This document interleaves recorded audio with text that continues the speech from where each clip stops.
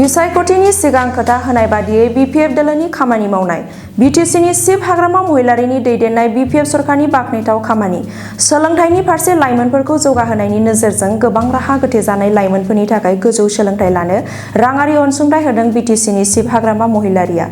बेबादिनो उदालगुरि जिल्लानि मोदैबारि बियाबनि सिङाव थानाय भगतपारा ओनसोलनि महितुस ब्रह्मआ गावनि बिमा रावजोंनो फरायनानै बानारस आइआइटिआव थामथि खोन्दोआव फरायबाय थानाय महितुस ब्रह्मआ एडमिशन लानो राङारि आंखाल जायो आरो बिमा बिफायाबो हाजिरा मावनानैसो जायो, हा हु गैया, जायनि जाउनाव जेबो राहा मोनैलाय साननैसो सिगां ससियेल मिडियानि गेजेरजों बिटिसिनि चिफ हाग्रामा महिलारिनियाव खावलायहरो।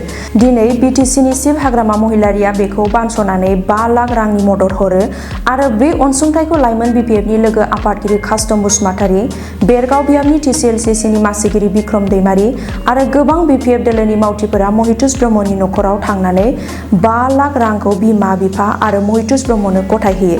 लाइमोन बिपिएफनि लोगो आफादगिरि कास्टम बसुमतारीया मा फोरमायखो आबुङै खोनासंना लादो।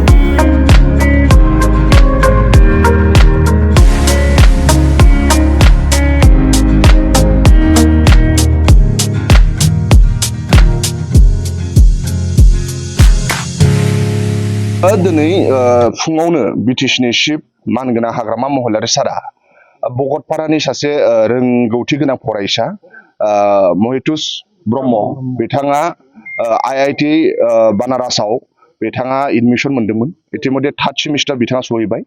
3rd सेमिस्टारनि बिथाङा एडमिशन लानो हायाखै होननानै ससियेल मिडियानि गेजेरजों बिथाङा फोसावदोंमोन।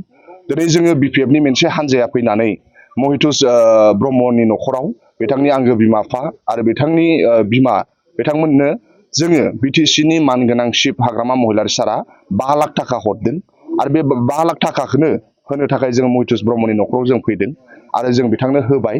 मानाव गेदेर हाग्रामा महिलारि सारा सोलोंथाइनि सायाव गोबां खामानि मावदों आरो मानाव गेदेर हाग्रामा महिलारि सारा बे महितुस ब्रह्म जाय रोंगौथि गोनां बर' बिजों फरायनानै इउएन एकाडेमि भगतपारायाव फरायनानै दिनै आइआइटि बानारस बादियाव बिथाङा सहैनो हाबाय।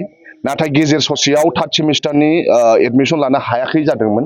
बे रांखान्थि हालोदखौ थासारिखौ मिन्थिनानै बिटिसिनि चिफ मानाव गेदेर हाग्रामा महिलारि सारा 5 लाख थाखा जोंखौ होफैनो होदों आरो जों बेखौ होफैबाय आरो जों मिजिंथियो जे बे 5 लाख थाखाजों बिथांनि फरायनाया खरसाया फ्राय जोबहैजोबगोन आरो मानाव गेदेर हाग्रामा महिलारि सारा बेखौनो लुबैयो जे महितुस ब्रह्मआ जि थांखिजों बानारस हिन्दु आइआइटिआव बिथाङा मुं थिसनहैदोंमोन आरो मोजाङै मोजां कर्सआ जोबनानै फैथों, बिमा बिफाया जि लुबैनाय मानसि बे जानो हाथों, आफा अबंलावरिया महितुस ब्रह्मनो गोहो बोलो हरथों आरो बिथाङा कर्सखौ मोजां फोजोबनानै फैथों, बेखौनो जोंनिफ्राय मिजिंथिनाय थाबाय। बिटिसिनि चिफ हाग्रामा महिलारि सारा जोंनि बिपिएफ हान्जा आरो बिएसइउखौ जोंनो दायथ' हरनायलाय दिनै जोङो उदालगुरि जिल्लानि सिङाव थानाय बे भगतपारा ओनसोलाव महितुस ब्रह्मनो 5 लाख थाखा मानाव गेदेर हाग्रामा महिलारि सार हरनायखौ जों होनो फैदों। बेफोरबायदि हाबाफारिनि गेजेरजों फरायसाफोरा फरायनायाव आरो बेबायदि थुलुंगा मोनगोन होननानै सानो ना? मानाव गेदेर हाग्रामा महिलारि सारा जेरैबायदि सोलोंथाइखौ बिराद गुरुत्व होनानै खामानि मावगासिनो दङ।